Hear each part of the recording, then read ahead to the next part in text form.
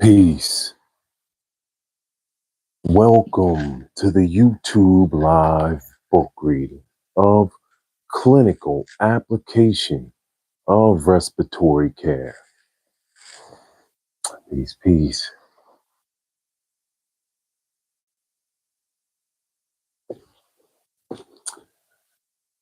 Peace, YouTube. So, we pick up in chapter 15. I want to give a highest heart love and shout out to the great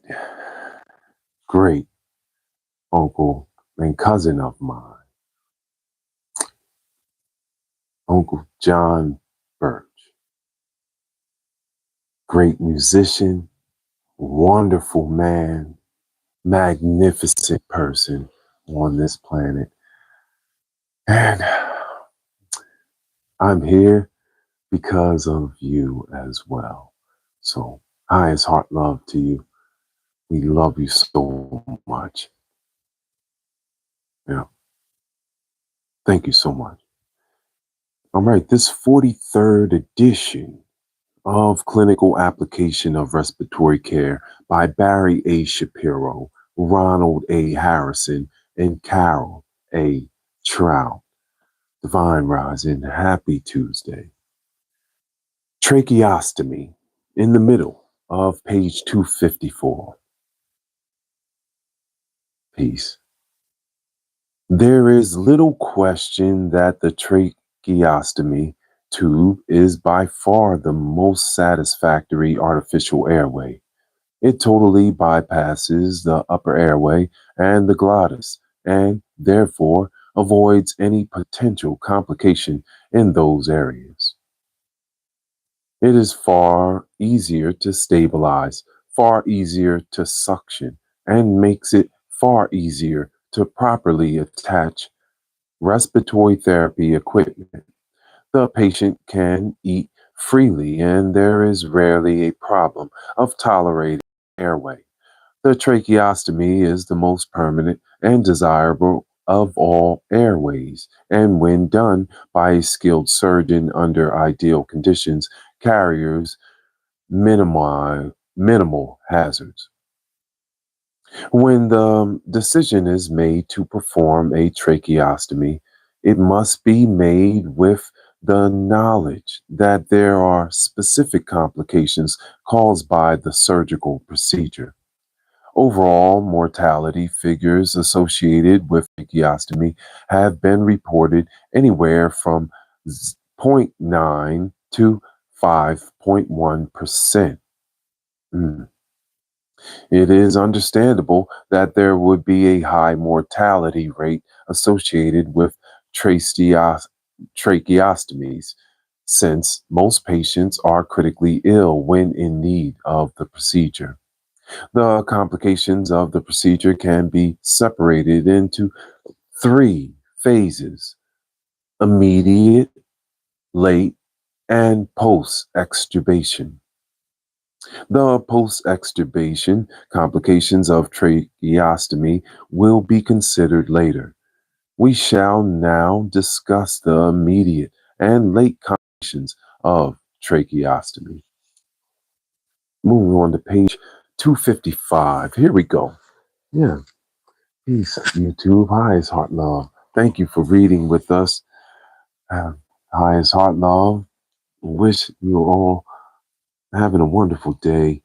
This is the peaceful part of YouTube where we read books and learn from masters. I'm Master Fitness Trainer Uriel Neveu. Thank you so much. Reading with us. Here we go. 1512, a model of tracheostomy tube shown in detail, and its placement within the tracheostomy stoma. And see the text which we were just reading. Here's 1512, the top of page 255. Gratitude and highest heart love for being here. Make sure you get that. Thank you so much for reading with us. Clinical application of respiratory care. We're in the 15th chapter. All right. Here we go.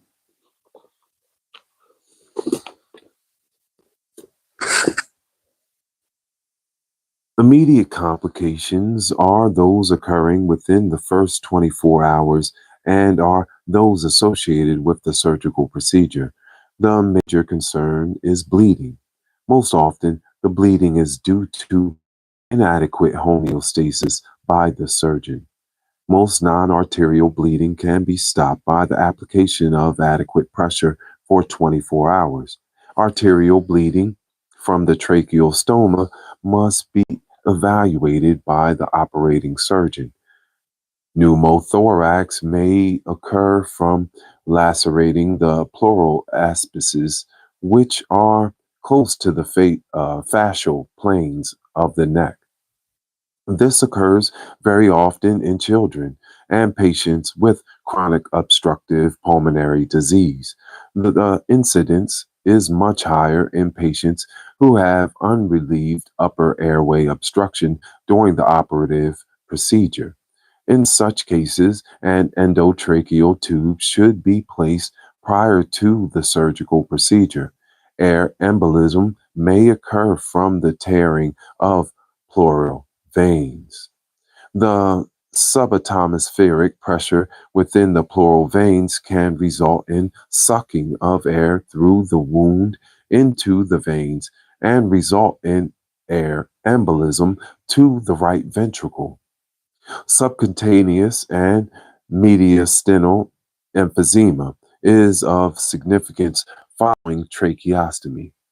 Air under pressure must seek release of that pressure and will follow the path of least resistance. This is very key.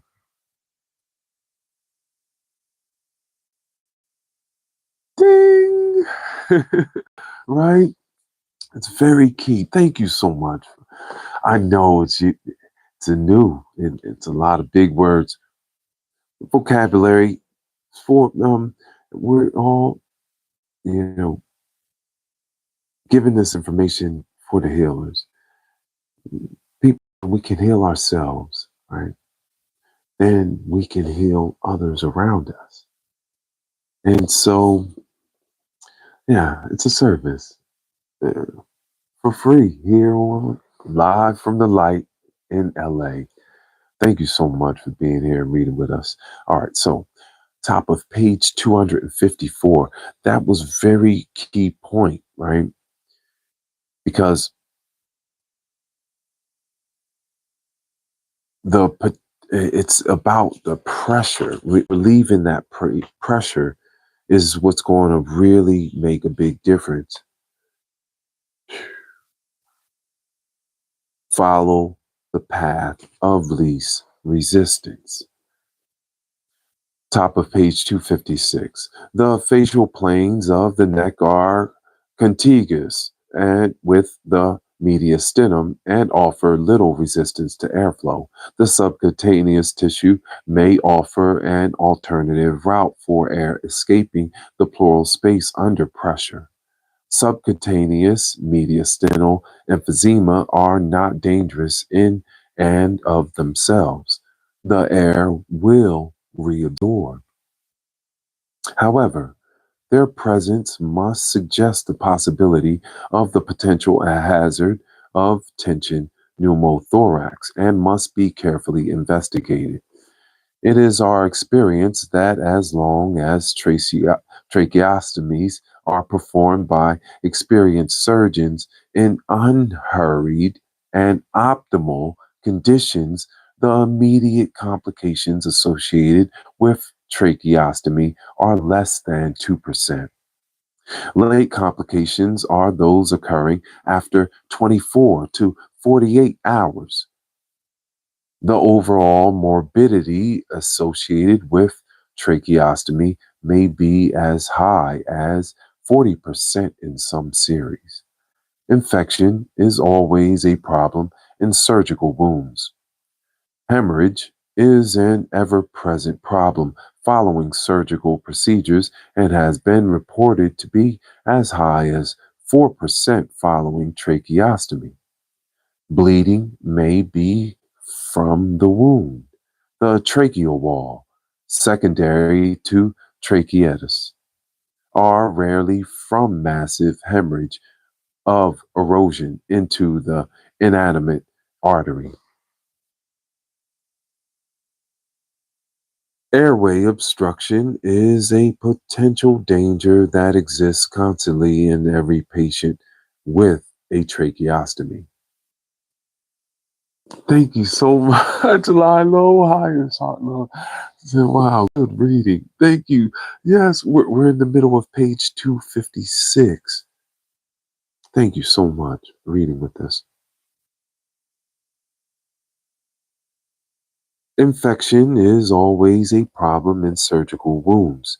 Hemorrhage is an ever present problem following surgical procedures and has been reported to be as high as 4% following tracheostomy.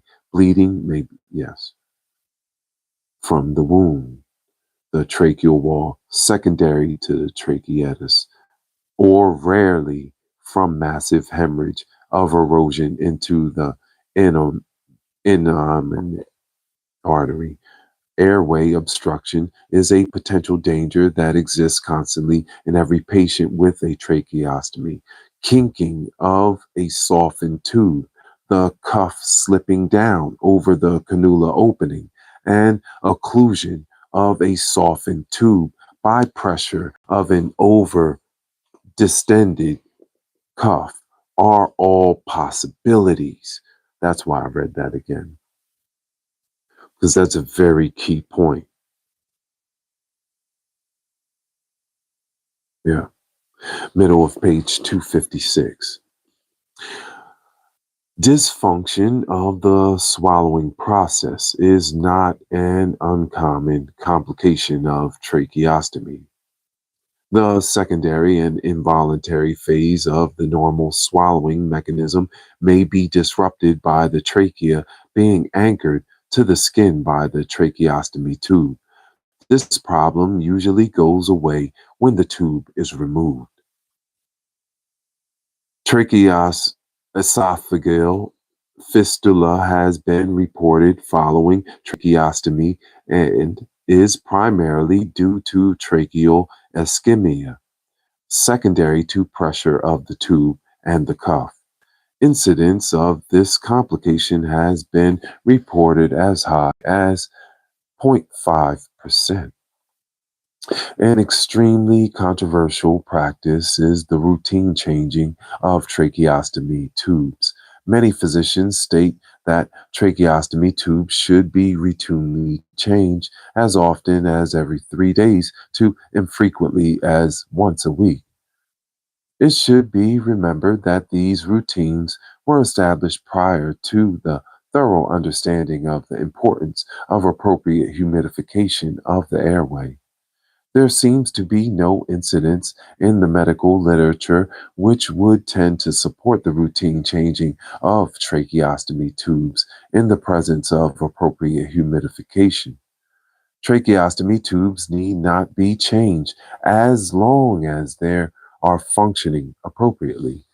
The airway is being humidified appropriately, and there is no infectious process present in the airway or the tracheostomy wound.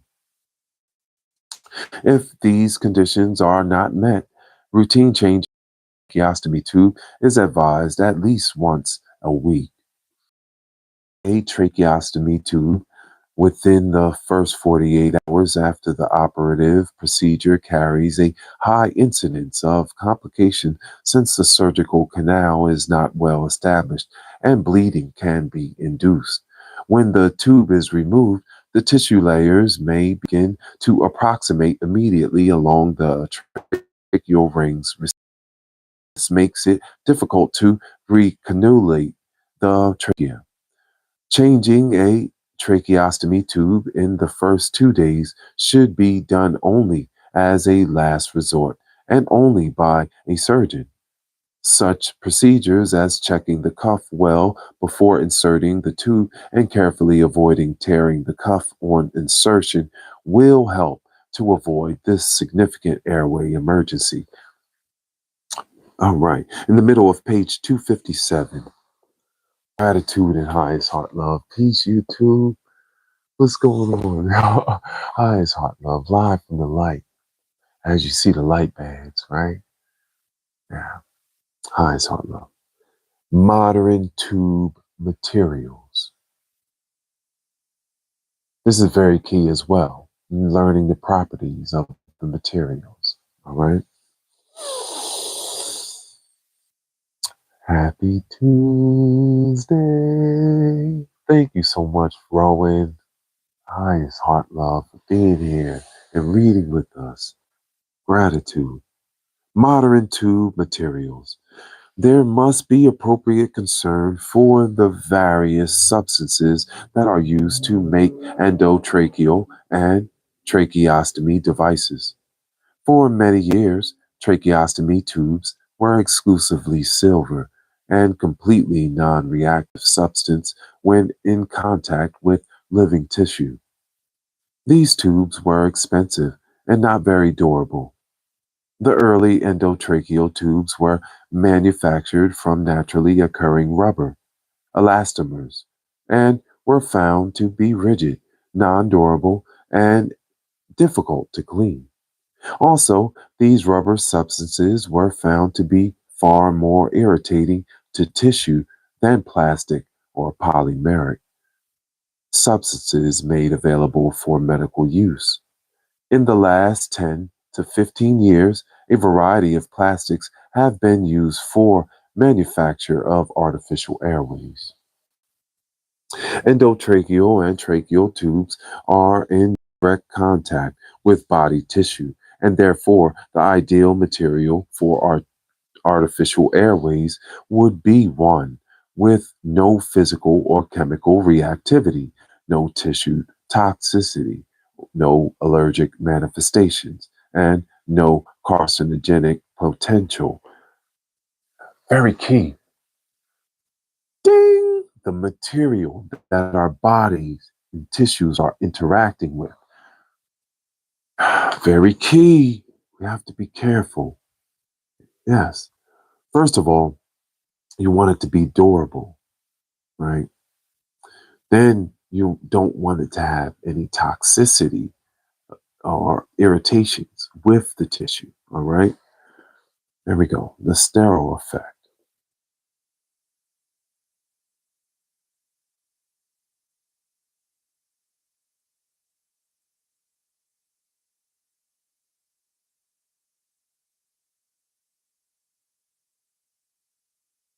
Endotracheal and tracheal tubes are in direct contact with body tissue and therefore, yes, that's, that's right. An ideal material would be soft and flexible, molding easily to the contours of the airway. If disposable, it would be inexpensive. If non-disposable, economical and safe to re-sterilize.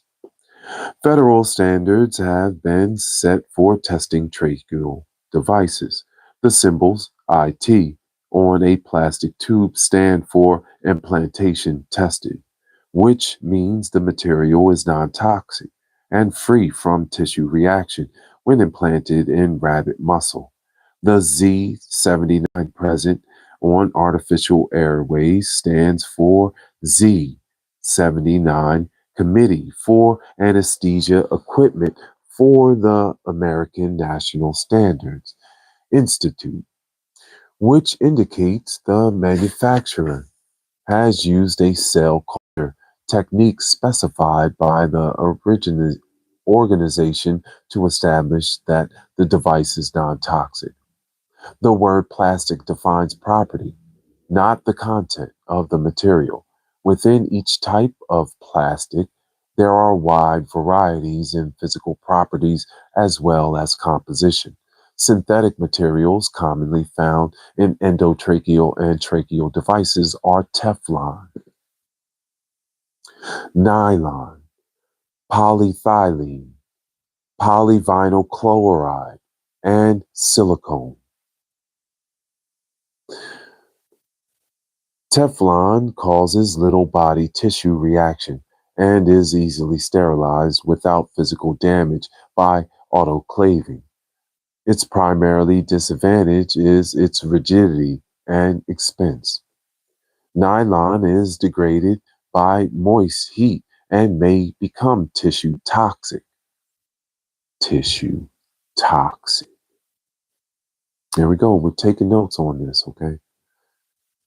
For all those in the replays, I wish this is a wonderful feed and volume and is appropriate and thank you, sympathetic resonance. Nylon tracheal tubes are rigid and can be physically irritating because of comparatively rough surface. Impurities in nylon products can cause tissue toxicity. Nylon is seldom used for artificial airways. Polyethylene is resistant to chemicals and moisture. The low density type of polyethylene is generally thought to be compatible with tissue as well as non toxic. Volatile, volatile materials such as anesthetics penetrate polyethylene rapidly. Gas sterilization requires thorough aeration. Autoclaving might distort the material. Polyvinyl chloride, PVC, is the most widely used plastic for artificial airways. The PVC resin, its pure state, may be formed into a rigid surface, but various degrees of flexibility can be obtained through use of additives. PVC used in medical applications should be a pure grade resin and not a commercial variety, since stabilizers have been a source of toxicity. In general, PVC endotracheal or tracheostomy tubes are composed of a PVC resin, plasticizer, and a stabilizer. If all of the ingredients are properly prepared and evaluated, no tissue reaction as ingredients are properly prepared and evaluated, no tissue reaction as a result of chemical irritation should occur. Flexibility to mold at body temperature to the curves of the airway and tissue compatibility are two advantages of PVC pipes. In addition, its low friction resistance makes passage of a plastic suction catheter easy. The respiratory care practitioner must exercise caution in the reuse and sterilization of PVC tubes. Compounds are added to PVC to make the plastic more flexible and durable. These additives have been shown to react with ethylene oxide, ETO, gas to form toxic compounds. Yikes. PVC products must be dried, therefore, before processing with ETO to prevent the formation of tissue toxic ethylene glycol. They must be completely aerated according to the manufacturer's specifications after sterilization. Autoclaving will deform PVC. Advantages of silicone are that 1. It may be autoclaved. 2. It will not deteriorate with time. 3. Body tissue does not adhere to it. 4. Body fluids will not wet the silicone substance. And 5. It is non traumatic to tissues. Its only real disadvantage is cost. Top of page 259. Autoclaving is not applicable to most plastic airways because heat causes physical deformation and a decrease of longevity. Gas sterilizing with ETO, ethylene oxide, has become extremely popular in respiratory care. Units are available with both hot and cold cycles, and aeration chambers are available to speed the aeration process. The length of time of aeration depends on the wrapping material used, the temperature, and the type of material being sterilized. Gas sterilization of some plastic artificial airways has been more limited by cuff structure than by the toxic potential of the plastic itself. The essential thing is that proper aeration time must be provided. Chemical sterilization is effective as long as the chemical is not contaminated and the material is thoroughly rinsed with sterile water and packaged without contamination. Highest heart love YouTube peace. What's going on? Yes, we're flying through. Reading clinical application of respiratory care. There's always a bunch of gems going through and being given in the mastering of ourself. That's what we're reading about. So thank you so much. Angels all around us. Baba Haru, Banka has risen and it is on its journey. So we will honor and the live libation.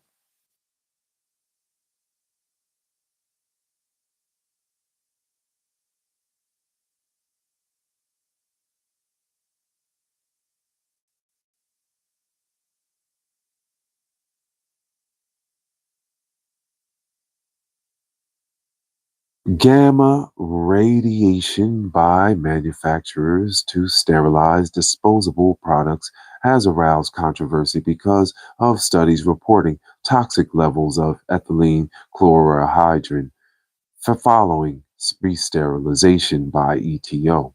Some manufacturers of plastic airways have indicated there is little danger in using gas to sterilize plastics, which have been gamma radiation sterilized as long as the aeration time is sufficient. Until more research has been done, endotracheal and tracheostomy tubes labeled gamma radiation sterilized should not be re-sterilized. The softness and flexibility of the plastic used in endotracheal tubes is an important consideration for the respiratory care practitioner. The ability of an endotracheal tube to mold to the contours of the pharynx and glottis plays a large role in glottic trauma. It has been shown that many stiff plastic and rubber tubes exert pressure on the arytenoids and the posterior half of the vocal cords, as well as the dorsal wall of the trachea. Other materials, such as the new plastics and silicone materials, mold with body heat to the tissue contours and cause less trauma. In summary, the various forms of plastics that are available today for endotracheal and tracheostomy tubes are safe and non toxic to tissue when handled properly, as long as the respiratory care practitioner is aware of the appropriate steps that must be taken to assure proper sterilization and aeration. There will be few complications from the substances. The much publicized and studied circumstance of polyvinyl chloride and ethylene oxide is of academic interest today, since the precautions that must be taken are well known. Top of page 260. Such factors as the diameter of the tube, ability of the tube to mold appropriately to the airway contours, and the movement of the tube against glottic and tracheal tissues seems to play a much greater role in pressure necrosis and post-intubation complications than does the material itself. Since the respiratory care practitioner has the primary responsibility for setting up and carrying out sterilization procedures, he or she must be aware of all the ramifications of this very important area. We did it. Completion of 260. Airway Care Chapter 15. We did it.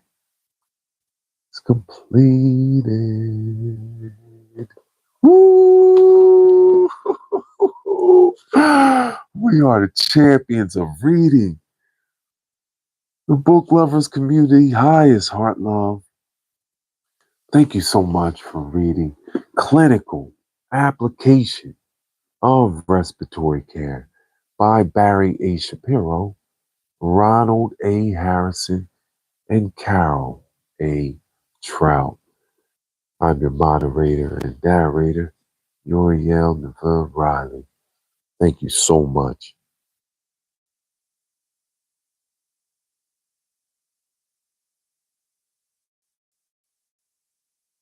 Thank you, Baba Haru. You're on your journey. You've given us so much.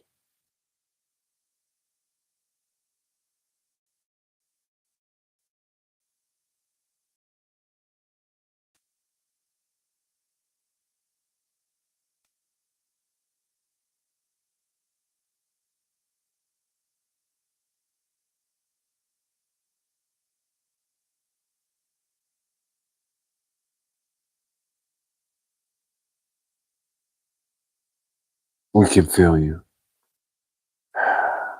For 40 days and 40 nights you travel. We are with you. You are with us. Gratitude and highest heart love. Shaking it up on YouTube, reading books, live from the light. We honor you. Thank you, Cousin John Birch. We love you.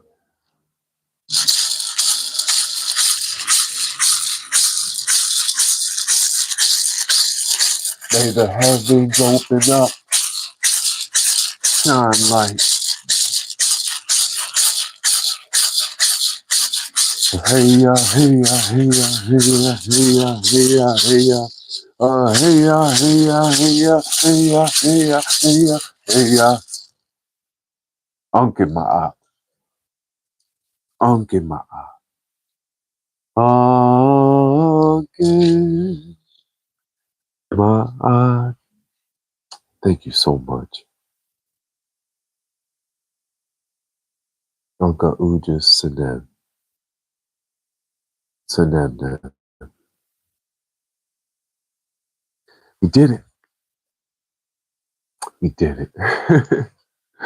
We completed chapter 15 of Clinical Application of Respiratory Care. Thank you for reading with us, Rowan, Lilo.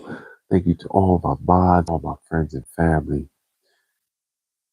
We honor you. Highest heart love.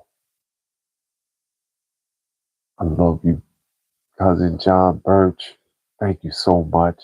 Beautiful, amazing artist, man, protector, father, husband, son. We honor you. Thank you so much. This is your day.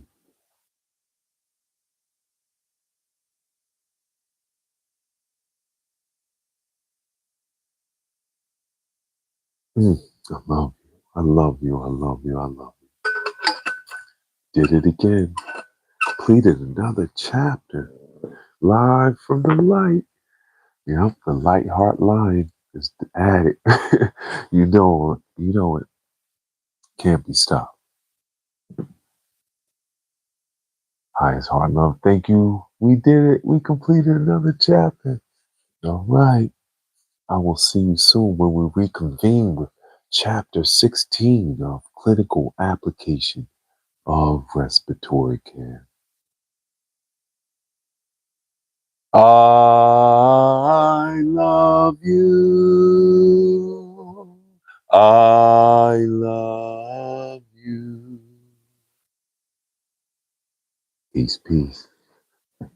highest heart love. Thank you.